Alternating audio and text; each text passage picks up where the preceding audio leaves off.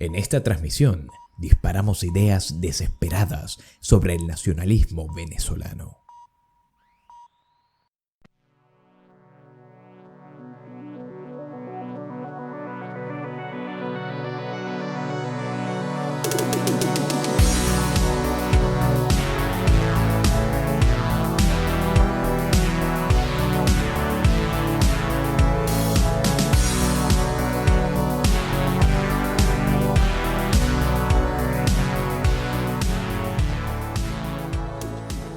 Amigos y enemigos, bienvenidos a esta sesión de Cultura Política.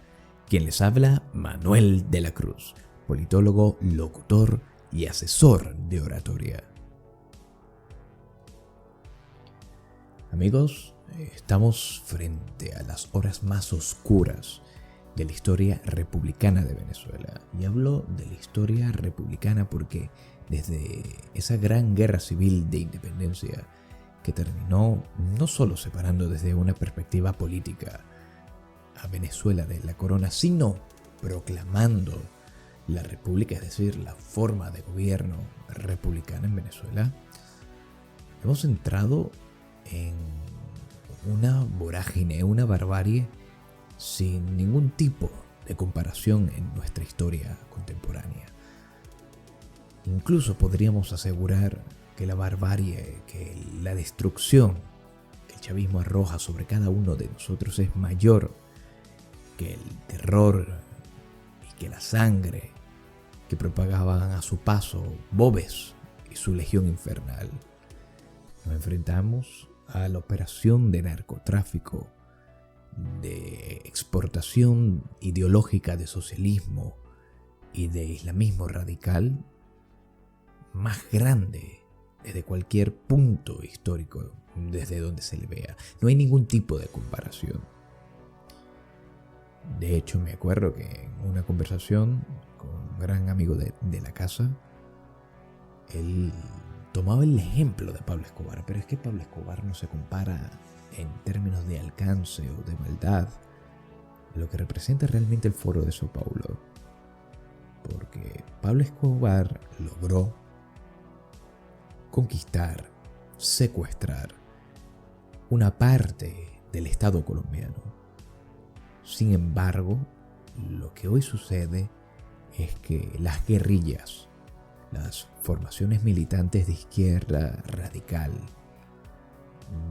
con decenas de años en la lucha en la selva, las células comunistas y marxistas que desde las universidades públicas empezaron a gestar esa lucha gramsciana por el poder, se juntaron todas junto con un ala disidente militar, y de ese modo ese monstruo llamado chavismo, que empezó en las logias militares del MBR 200, logró secuestrar al Estado. Esto no se trata de Pablo Escobar corrompiendo senadores colombianos, no. Estamos hablando que una organización, una logia criminal, conquistó las más altas esferas del poder real. Y cuando hablo del poder real no me refiero al poder mediático, representado muchas veces por los diarios, la prensa en general, o del poder desde una perspectiva económica. No.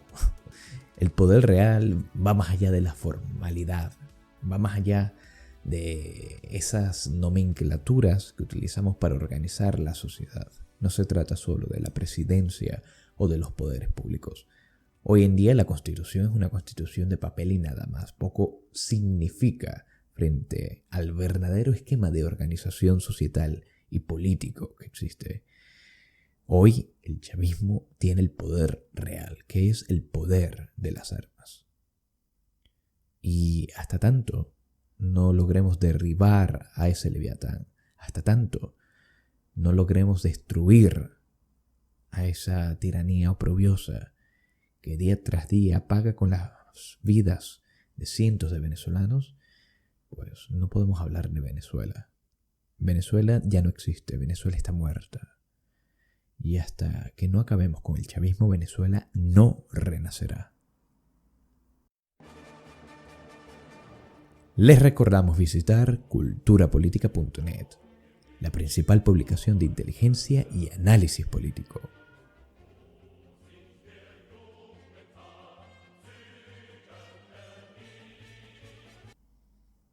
Muchos periodistas cometen el error de reseñar los hitos de la resistencia venezolana de forma homogénea. Ignoran que, lejos de ser un movimiento unificado, existen múltiples grupos de distinta militancia y formación ideológica. En el seno de la resistencia venezolana hay toda clase de gentes decentes. Precisamente, hoy venimos a hablar de uno de esos movimientos mejor organizados y más aguerridos, que es el que integra al bloque nacionalista. Nacionalistas. Así se autoproclaman quienes se sitúan en las antípodas del comunismo. Son nacionalistas aquellos que defienden un orden tradicional, regenerador de la civilización occidental, que sitúa los valores inmortales de Dios, la patria y la familia como los pilares de la sociedad. Nacionalistas es el título con el que anuncia su causa aquellos dispuestos a anteponer los intereses de su nación por encima de la ambición partidista. De ser por ellos, los nacionalistas, desaparecerían todas las facciones con tal de hacer renacer a Venezuela. Nacionalistas, quienes ante la duda de quiénes somos, apelan a nuestras raíces ancestrales, que en el caso venezolano se remontan a la epopeya civilizadora de la corona hispánica. Es, ciertamente, el nacionalismo un sistema político y filosófico coherente, que plantea una cosmovisión por entero contraria a la pesadilla marxista. Y es por esta beligerancia intelectual y espiritual que hoy los auténticos nacionalistas sufren una cruenta persecución en Venezuela. Esta lucha no es nueva. Ayer, el general nacionalista Marcos Pérez Jiménez proscribía a todos los grupos comunistas. Detenía a quienes pretendían destruir a Venezuela. Hoy, el chavismo, luego de destruir a Venezuela, arroja a los nacionalistas a las cárceles para evitar que intenten hacer renacer a la tierra de gracia. Voy a nombrar, por ejemplo, algunos de los nombres de nacionalistas más sonados. Está el general Ángel Omar Vivas Perdomo, famoso por la defensa heroica de su hogar en Blanquizal. Está, por supuesto, el oficial del BAE, de la brigada del 6CPC, Óscar Pérez, quien decidió inmolarse. No solo él, sino 7 patriotas, 7 guerreros nacionalistas que dieron su vida por Venezuela y que hoy en día los recordamos. Es, creo que, la nueva significación de las 7 estrellas de Venezuela. Fueron en ese momento, estos 7 mártires encarnaron esos 7 luceros que hoy brillan y hacen guardia allá arriba. Está, por supuesto, Juan Carlos Caguaripano Scott, valiente oficial de lo que queda de nuestras Fuerzas Armadas, que fue vendido en su momento por Julio Borges y por el resto del establishment político, por lo que se vio vivir en clandestinidad. Luego reapareció para retomar, para reconquistar las armas de la República y ponerlas nuevamente al servicio de los venezolanos, y que por ello hoy se encuentra nuevamente secuestrado, torturado. Y por supuesto a mis hermanos Vasco da Costa, Luis Leal, José Luis Santamaría y Régulo García Castro. Hay algo que todos ellos tienen en común. Todos estos guerreros que fueron capaces, ya sea por la mente o por la fuerza, a alzarse en contra de la tiranía. Y es que todos se proclaman como nacionalistas. Porque, como dijimos antes, el nacionalismo es una teoría política, sí, pero también una filosofía. Y que rompe por completo con la cosmovisión planteada por el pensamiento teórico marxista.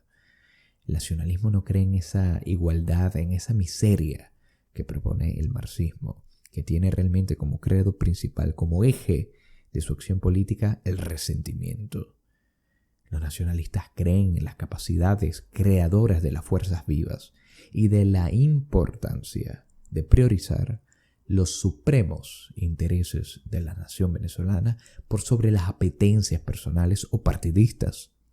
Es por eso que los nacionalistas hacemos nuestra aquella frase que evoca incluso el libertador Simón Bolívar en una de sus últimas apariciones públicas, ¿no? Que es que cesen los partidos. Nosotros efectivamente queremos que cesen los partidos, que mueran las facciones que hoy en día han destruido a Venezuela. Y, por supuesto, el nacionalismo promueve el orden tradicional, un gobierno de autoridad capaz de regenerar a Venezuela no solo desde una perspectiva física e intelectual, sino también moral. Porque hoy en día Venezuela sufre una tiranía que le ha inducido a una terrible crisis económica, al empobrecimiento con alevosía, para así controlarnos de una forma mucho más fácil. Pero no solo se trata de una crisis económica, se trata también de una depresión moral y espiritual que nosotros queremos resolver. Por eso les digo, aunque el fuego esperanzado de una patria libre arde en sus pechos, hoy nuestros hermanos yacen sepultados en las mazmorras del olvido. Desafortunadamente, mientras perdemos el tiempo entre los demiurgos, entre los traficantes de esperanza, que ayer se llamaban MUD y hoy son el interinato de papel, nos olvidamos de estos verdaderos guerreros que están tras las rejas. Vasco da Costa, José Luis Santamaría, Luis Leal y Régulo García Castro, estos valientes hoy sufren la ordalía de respirar sin vida. ¿Y cómo es esto de respirar sin vida? Ellos son presos políticos o de conciencia. También los podemos conocer como secuestrados por la tiranía. Yo les llamo valientes, arriesgados, patriotas. Todos son adjetivos válidos, pero que para mí no bastan para describir la íntima esfera donde los lazos de hermandad se funden con el crisol luminoso de los ideales nobles. Esta es una amistad que va más allá de lo personal, que va a lo político y más que lo político a lo histórico, porque de lo que se trató siempre fue de escribir un verdadero capítulo glorioso en las loas a Venezuela. Estos hermanos de lucha, que son mis amigos, encarnan un hito que la historia registrará. Vuelan sublimes desde sus celdas, sobre el océano inerte de cretinos cobardes y complacientes que componen a la decadente clase política venezolana. Ellos, desde las mazmorras, se saben con el poderoso recurso de la verdad. Ellos sí son libres, por más torturas, por más encierros. Ellos son verdaderamente libres, porque no le han vendido sus conciencias al resto de ese sistema asqueroso, ese sistema criminal. No se han prostituido. Son sus loas a la libertad, a la patria, a la familia y a Dios, lo que cargaban consigo la razón intempestiva e inapelable, la que no conoce de tiempos o condiciones porque ella misma los crea, no necesita de condiciones. Son ellos que al recibir a diario los aguijones de la tortura soviética pueden sonreír al final del día sabiéndose más que mártires, héroes. Pues solo los héroes merecen con tanto ahínco este desprecio por parte del mal absoluto.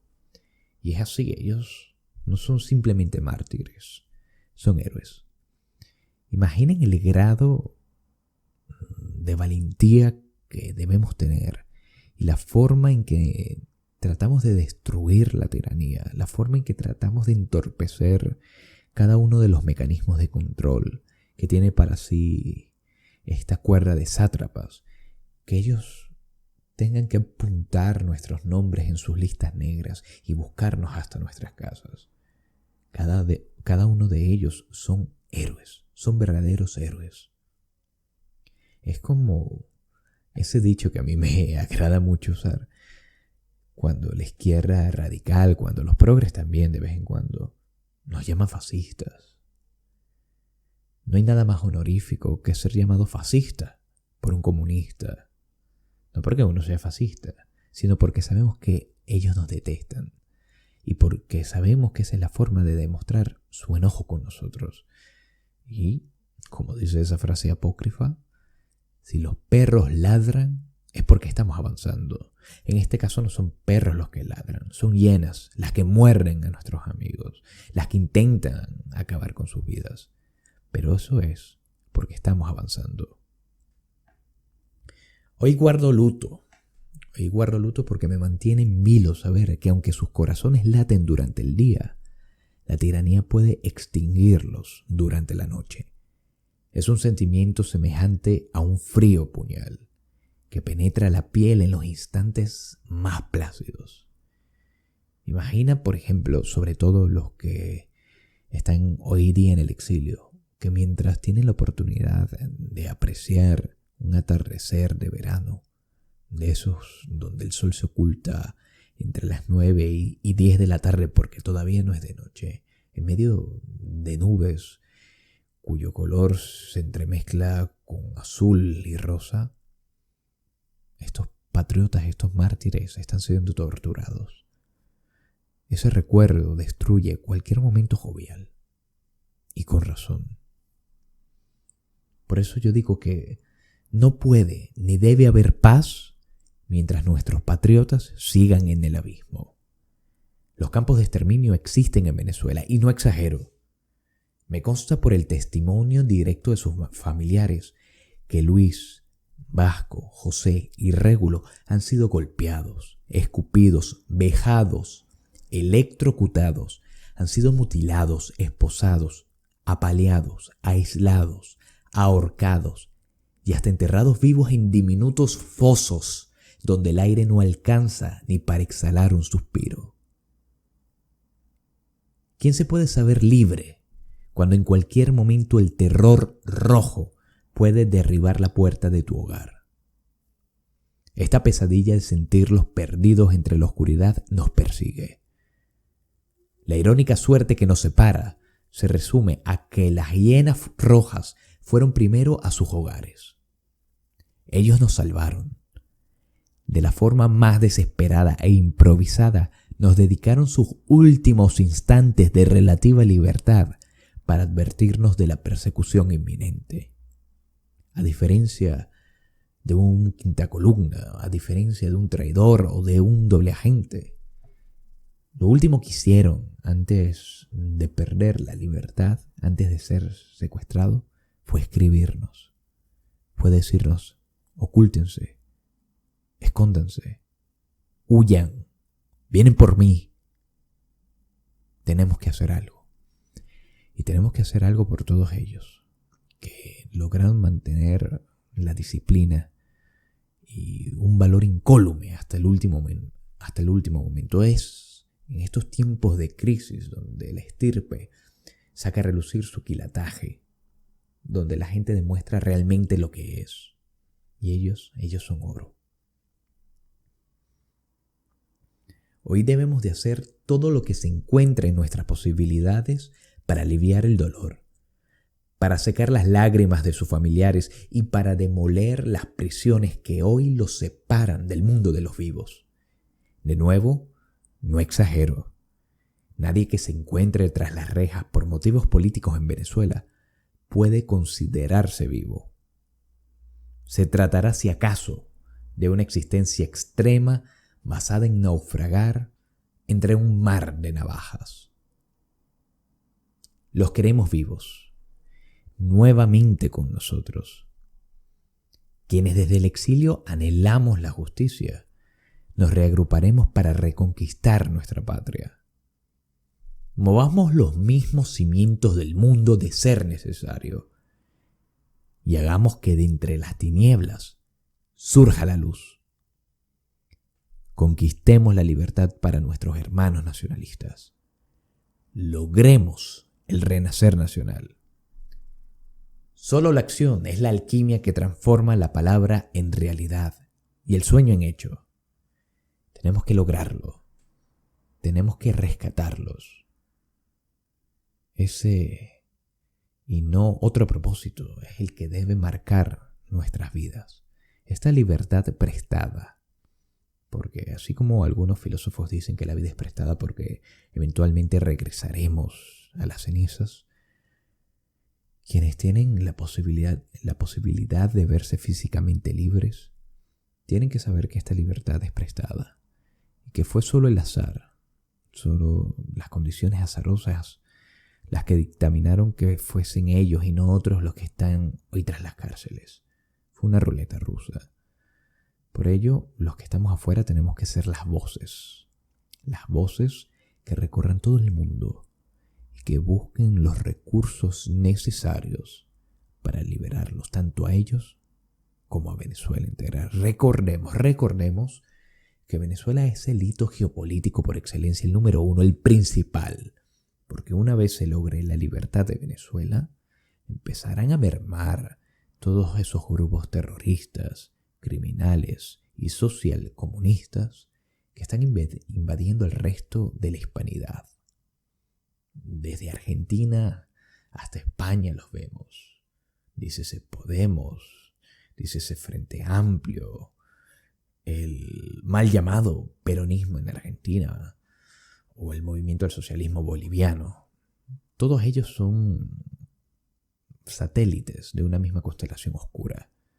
Una constelación oscura que en lugar de un sol tiene un agujero negro que busca destruir las identidades nacionales, que busca imponer la tiranía de los marxistas.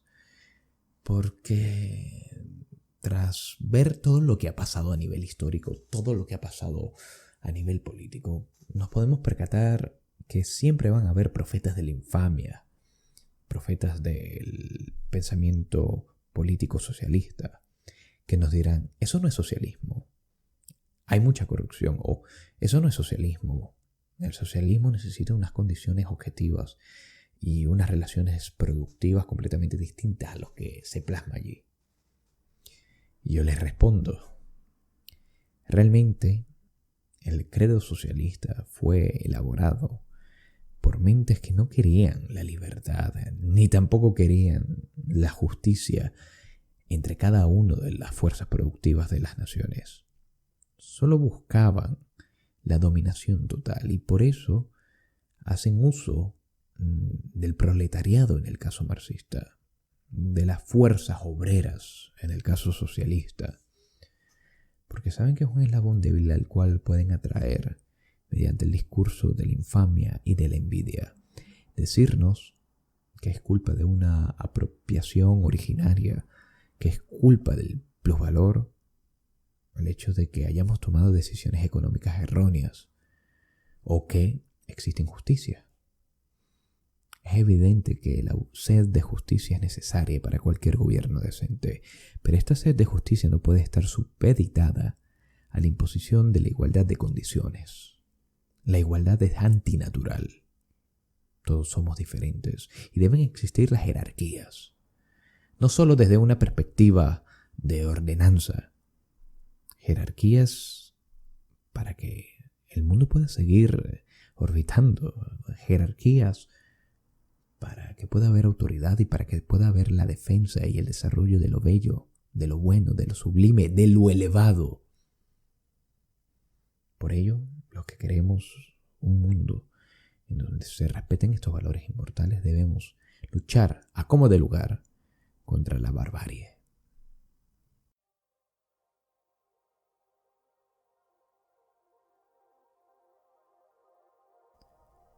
Amigo o enemigo, gracias por obsequiarme el bien más preciado con el que cuentas, tu tiempo. Ha sido un auténtico honor irrumpir en tu rutina. Cultura Política en Podcast es una plataforma de culturapolitica.net. Inteligencia y análisis político.